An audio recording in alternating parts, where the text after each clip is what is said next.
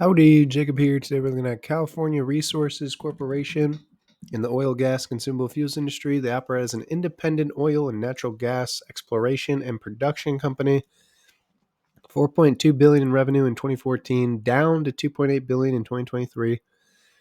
They pay a dividend recently, huge earnings per share recently, huge operating margin recently. But if I know this industry for decent enough, I think that it is a cyclical business, and so you're going to get some pretty low lows and some pretty high highs from both a margin and a revenue standpoint.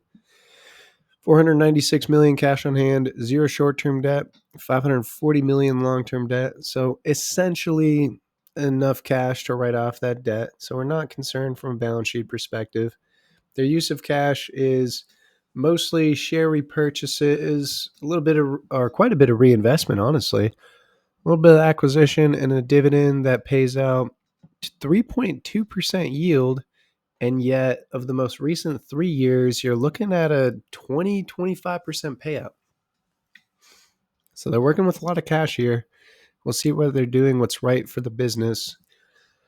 Let's make our own assumptions. Revenue growth side, very cyclical. I think over a 7-year period, they'll probably grow something in line with inflation. I give a less than premium P price to free cash flow, although their balance sheet looks good. And I think that their return on invested capital recently looks good with the business that is starting to do really well or doing really well right now. Is very cyclical. And I know people and individuals and retailers don't like cyclicality. They like consistency. And that's why I also gave a premium when we reviewed Costco.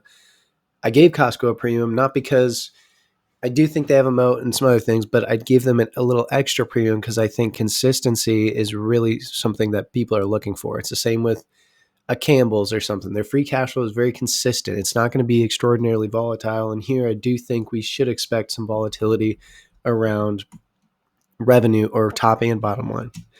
I do, however, like that free cash flow is consistently higher. I think I'll probably do a range of 14 to 16%. As for share repurchases, I think 1% or 1% is about 40 million.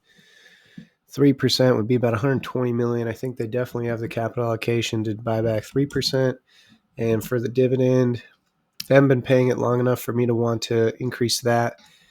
And so with their cyclicality, I don't think they want to have their payout be extraordinarily high. So I'm fine with it as low as it is right now, 20 and 25% payout of the most recent 3 years, given the fact that I do think the returns are going to be pretty cyclical. So either way, saying it needs to fall 30%, not far off from where my current assumptions are. So I think that this could be an interesting company. I do think it's going to be cyclical. I think if you get in at the right time, though, cyclicality can really run you well. I just don't know if it's exactly there for me right now. I hope you enjoy the video and have a great rest of your day. Thank you.